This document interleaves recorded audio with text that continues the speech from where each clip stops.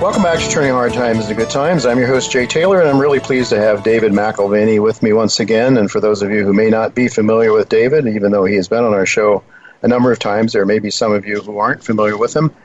He is the president of McAlvany Financial Companies, McAlvany Wealth Management, and ICA. It's a precious metals brokerage firm. And he has a very strong academic and professional background that we've recited on this show before, and certainly his resume is available on the website, so you can become very familiar with him. Before I say hello to David, I would like to tell all of you to make a note of the website that you should go to avail yourselves a lot of the very valuable and practical market information and advice that's provided at David's site. It's McAlvany.com, McAlvany.com. Go there and you can connect with ICA and also I think the McAlvany Wealth Management, which is also another service that's provided for people of means who are able to and have a certain amount of money to invest. Welcome, David. Thanks for joining me again. Jay, always a pleasure. Thanks for inviting me back. It is always a pleasure to have you, David. And I titled today's show, 20-Year Race. Gold up 487%, beats Buffett up 386%. And that, even to me, a gold bug, I saw that headline on your radio show, actually, your McAlvany Weekly Commentary podcast. And I mean, that was, I just didn't realize over the last 20 years, that is, I suppose if you took from 1980 to 2000, it might not have been that favorable for gold. But anyway, what do you think this means? We've seen a breakout in gold now, a very distinctive breakout. I think there's no question that, in my mind anyway, that we're in a new bull market for gold. What do you think gold is trying to tell us? Is it sending us a message about maybe the condition of other markets? Jay, gold is always telling us something. So even that period of 1980 to the year 2000, when gold was underperforming, it was sending a clear message as well. And that was the age of financial assets. That was the age of U.S. dollar-based assets. And, clearly gold was not necessary to the same degree in that period of time of creative financial structuring. And, what we see is gold tends to do very well when caution creeps into the market. And caution generally creeps into the market on a gradual basis, and then you see sort of a stampede by the general public to come in at a later stage when their awareness is really there. And right now, we don't see the public back in the metals market yet. Gold's at 1,500. We're 50% higher than we were December 2015 when we hit the low of 1050. But I would say the public is not yet in the market because we look at a number of indicators, including the gold-silver ratio.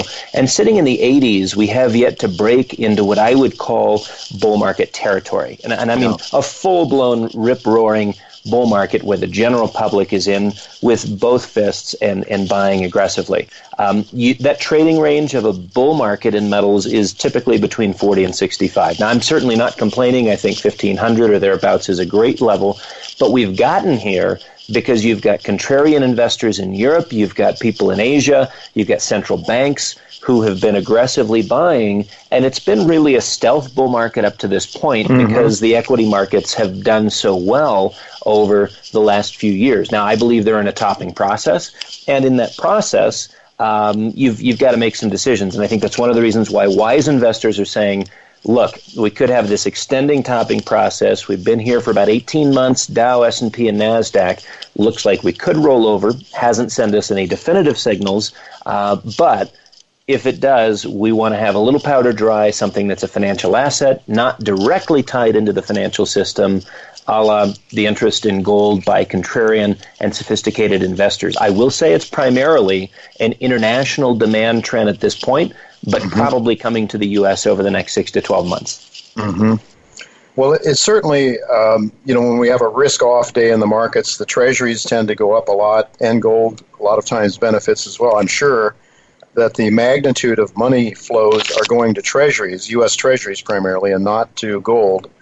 But do you see a time when that might change, when in fact the treasuries there might not be so much confidence in the global markets to go into treasuries, or is that something that's just something that crazy gold bugs think about? Treasuries continue to be a liquidity purchase, and when you look at the move into negative yielding paper in Europe, a part of that is a position for, number one, a pool of liquidity. If you're buying German bunds today with a negative yield, you're choosing it because it's a very liquid asset. You're also choosing it because you expect the ECB to be more active in the future and bring rates even lower. So you could continue to see moves into treasuries playing the anticipated monetary policy game, and actually not playing for income, but playing for capital gains as bond yields come down even further and prices go up even further. Now, how far does that go? We really don't know what the tolerances are for the average investor. We'll have to wait and see, I guess. Yeah, well, certainly David Stockman was on this show a couple of weeks ago and talked about the ridiculous speculation that's going on in the bond markets around the world. And it does seem, I think I saw that something like 94% of all investment grade bonds in the world that are positive yielding are U.S. dollar denominated investment grade bonds. So it makes you wonder, as so much of Europe is in negative interest rate territory already, pension funds and the like have to find positive yield. They keep going wherever they can find it. So you think in a way that as long as the rest of the world, even no matter what the Fed does, if the rest of the world continues to print money, that there may be just an inevitable move towards negative rates here in the U.S. Do you see that as a possibility, David? Well, fascinating listening to Trump a week to 10 days ago talk about our Fed group as a bunch of boneheads because they haven't already taken us into negative territory. And I'm not sure that he's cognizant of the impact. I mean, yes, he wants to see a strong stock market so that he can get reelected, but I think that's about the extent of his analysis on the matter. What European banks are suffering from is a compression of net interest margins. They're suffering from lack of profitability because they can't perform the same role that they have traditionally, the role of intermediation, taking in deposits and making loans. They're not able to do so very profitably living in a negative rate environment. And the academics really don't care. They think this is the way we're going to gin up economic activity, economic growth. And there's a failure to appreciate what the long-term consequences are of eviscerating banks and the whole intermediation process in terms of economic activity. And I think that's what is, a next chapter, a future chapter for the U.S. if we head that direction. Mm-hmm. Well, I would like to pass along an idea that Alistair McLeod shared with us on this show, and that is this. I would imagine that the idea of time preference, which is an Austrian school concept, I think it's just a sensible concept. A dollar today is worth more than it will be 5 years from now. Forgetting inflation, it's just that there's an immediate value in holding dollars. And so to lend money out, you have to have an interest rate, or you have some time preference, a personal time preference. This $1,000 to me is worth more today. And in order to lend it to you 5 years from now, I need 7-8% per year, or whatever that number is. So that idea of a positive, a time value of money. And he points out that if the U.S. dollar were to go into negative territory, negative interest rate, let's say in nominal negative interest rates in the U.S., that in fact it would be different than, say, the euro or the yen or some other currency because all of the commodities in the world are priced in U.S. dollars. His view is that if the U.S. were to go into negative interest rates, that you would see people going to those commodities which also have time preference. So we know that gold, for example, you can lease gold for 1.5% to 2% a year. And his view is that one of the reasons that gold has really risen and triggered out to the levels it is already is because a lot of the bullion banks were in the gold carry trade. That is, they were borrowing gold, selling it, and buying treasuries as long as they could get good yields on treasuries. But with treasuries now at or below that gold time preference rate or gold interest rate, that in fact that the bullion banks are having to unwind that trade and cover their gold shorts in effect. But anyway, his idea is that if the dollar, as the world's reserve currency, were to go negative, it would have it could be a real destructive factor with the dollar remaining as the world's reserve currency, and I would guess perhaps also in terms of the preference or the treasuries remaining as a go-to safe haven. But do you have any thoughts about that? Does that make any sense to you, Alistair's notion? Or what do you think might happen if the dollar interest rates went negative?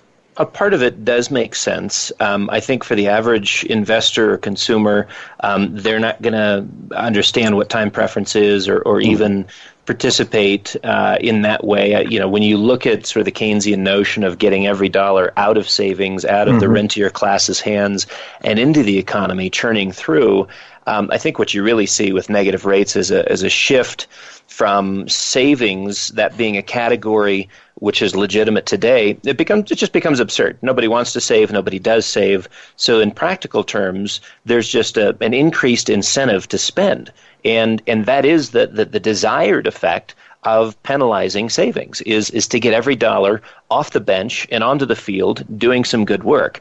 And so I think the idea that very many people would be sensitive to time preference assumes too much of the average investor, unfortunately. Now, for a sophisticated investor, maybe you get 5 to 10% of the investment community out there who would operate in those terms, but 90 to 95%, they're just going to say, well, it doesn't make sense to save anything.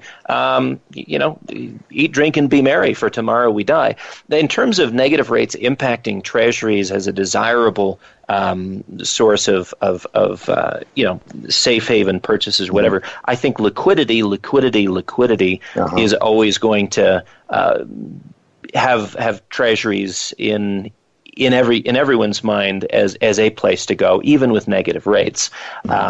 Again, because we all know what it is to buy an asset, and sometimes selling an asset can be more difficult.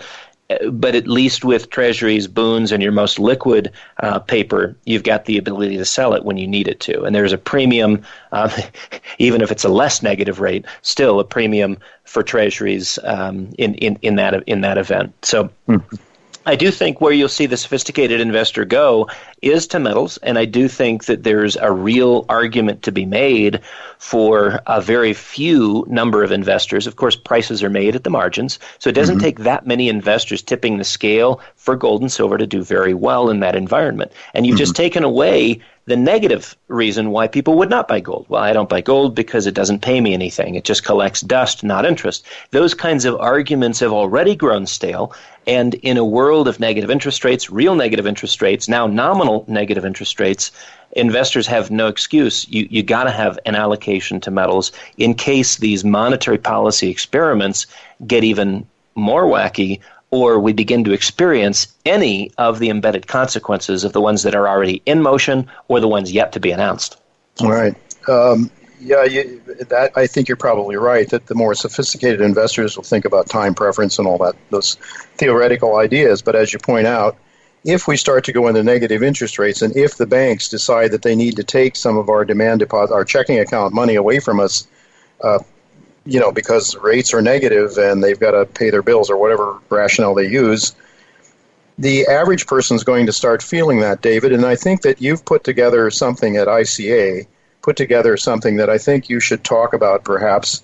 And I learned about this on Golden Rule. You have something called Golden Rule Radio, which people can, I guess that's a once a week podcast, is it? Yeah, let me give you kind of the grand tour. The Golden Rule Radio podcast, we record Wednesdays late in the day and play every Thursday. The McAlvany Weekly Commentary plays every Wednesday. And then, of course, Doug Nolan writes his Credit Bubble Bulletin, which gets posted on Saturdays and Fridays, so almost every day of the week. We have our Hard Asset Insights at our McAlvany Wealth Management website. And what the gentlemen were talking about on Golden Rule Radio, it's a great 7 to 8 minute segment each week that gives you kind of, 10 pounds of mud packed into a 5-pound sack. If you want to know what's going on in the metals market, if you want to know kind of what some of the technical aspects look like within the metals market, they take a fairly dispassionate view. If they think the metals market is going to head lower on a weekly, monthly basis, they'll say so. And so I think it's a fairly even-handed approach to to the metals market. One of the things they mentioned most recently was our vaulted program. The vaulted program is our alternative to banks and savings accounts, allowing you to denominate savings in ounces with no minimum purchases and a very quick settlement time if you need to go back into the currency of your choice. So we're pretty proud of the vaulted program. Vaulted.com is where you can find information on it.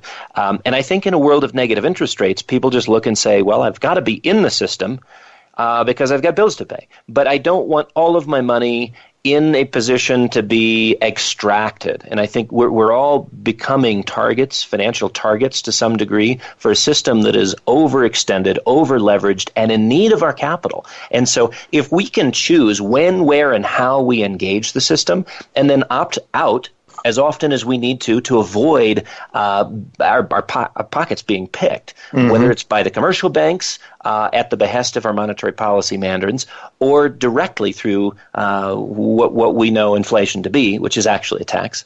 These are things that I think prudent investors will say, yeah, look, gold's been more reliable than the U.S. dollar. It's been more reliable than the Italian lira. It's been more reliable than the euro or the Japanese yen.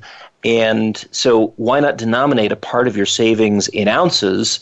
And as long as the ease of use is there, you can set up an account at Vaulted in less than 60 seconds. It's fantastic.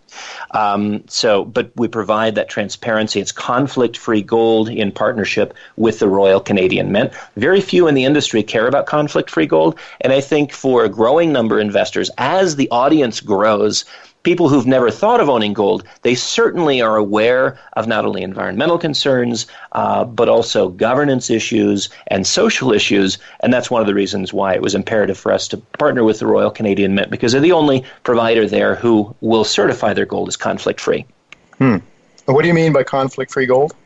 So imagine small children, the age of mine, ages 5, 8, 10, working underground in a mine with a very low life expectancy and no probability of getting an education or going anywhere in life because child labor is not monitored. So go to the Congo and then start looking at the sources of gold throughout Africa that end up in the UAE, and from the UAE direct to Switzerland. And all of a sudden you find this trail of very nasty backstories. Very nasty backstories. And if people knew the story of the gold that is in Zurich, that came from the United Arab Emirates, that came from the Congo and other places in Africa, I think you'd be horrified and probably not interested in owning it.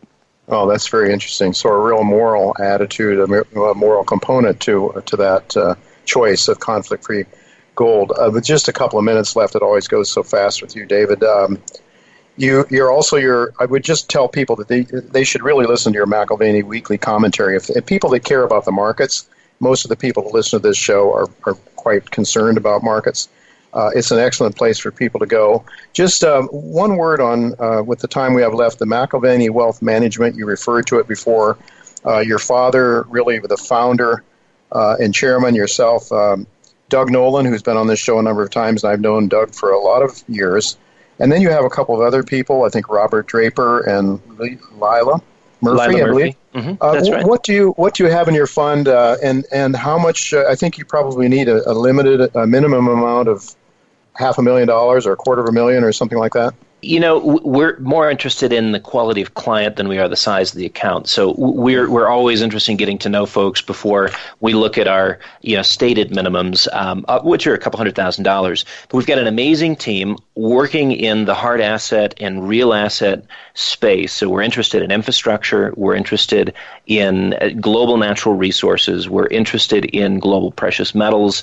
These are the kinds of things that provide not only some protection from monetary policy mistakes, but also we get paid to wait because they have a strong income component. So real assets and hard assets are not too far off from the way we've always been interested. But with that income component, getting paid to wait makes a lot of sense. And frankly, a lot of our investors are now at a stage in life where 2%, 1%, 0.5%, or negative rates in the bank just won't cut it. Cut it.